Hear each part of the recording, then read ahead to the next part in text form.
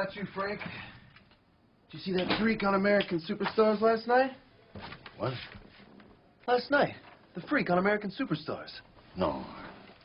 I mean, yes, I saw that guy accidentally. I don't watch American Superstars. You don't watch it, but you saw him. Yeah. Right. What, are you too good for the show? Yeah.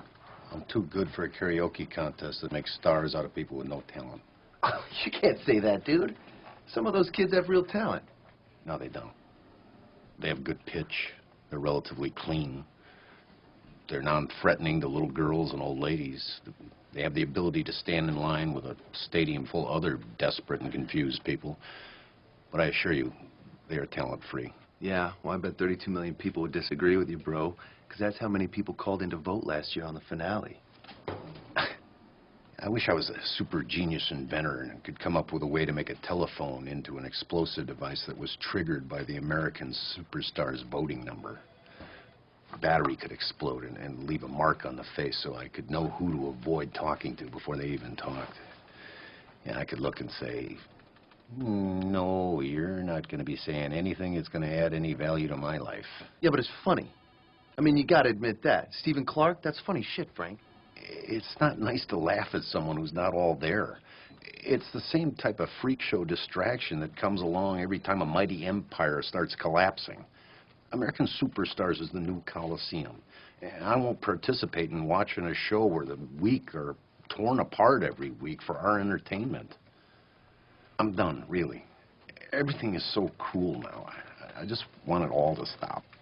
So sorry for Jennifer Aniston. No, I know it's tragic. You know, and I don't care how many foreigners she adopts. I do not like Angelina Jolie either. I know. I mean, nobody talks about anything anymore. They just regurgitate everything they see on TV or hear on the radio or watch on the web. When was the last time you had a real conversation with someone without somebody texting or looking at a screen or a monitor over your head? You know, a conversation about something that wasn't celebrities, gossip, sports, or pop politics. You know, there's something important or something personal. You know what? Tate and Jeff were talking about that this morning. They were saying how their freedom of speech is in jeopardy. Well, you don't listen to them either? No, I don't. What are you more of a KT in a snake pit type of guy? Because those guys are pussies, Frank. All right, and they stole everything they got from Tate and Jeff. I really don't like any of them. How can you say that, bro? So maybe they're not politically correct, but it's funny, Frank. Well, seeing how as I'm not afraid of foreigners or people with vaginas, I guess I'm just not their target audience. You don't get it. If you got it, you wouldn't be so offended. Oh, I get it. And I am offended. Not because I got a problem with bitter, predictable, whiny millionaire disc jockeys complaining about celebrities or how tough their life is, while I live in an apartment with paper-thin walls next to a couple of Neanderthals who, instead of a baby, decided to give birth to some kind of nocturnal civil defense air raid siren that goes off every fucking night like it's Pearl Harbor. I'm not offended that they act like it's my responsibility to protect their rights to pick on the weak like pack animals. Or that we're supposed to support their freedom of speech when they don't give a fuck about yours or mine. So you're against freedom of speech now?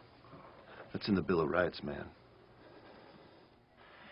I would defend their freedom of speech if I thought it was in jeopardy. I would defend their freedom of speech to tell uninspired, bigoted, blowjob, gay-bashing, racist, and rape jokes, all under the guise of being edgy. But that's not the edge. That's what sells. They couldn't possibly pander any harder or be more commercially mainstream. Because this is the "oh no, you didn't say that" generation, where a shocking comment has more weight than the truth. No one has any shame anymore, and we're supposed to celebrate it. I saw a woman throw a used tampon at another woman last night on network television, a network that bills itself as today's woman's channel. Kids beat each other blind and post it on YouTube. I mean, do you remember when eating rats and maggots on Survivor was shocking? It all seems so quaint now. I'm sure the girls from Two Girls, One Cup are going to have their own dating show on VH1 any day now. I mean, why have a civilization anymore if we no longer are interested in being civilized? Frank, Can I see you in my office? Yeah, sure.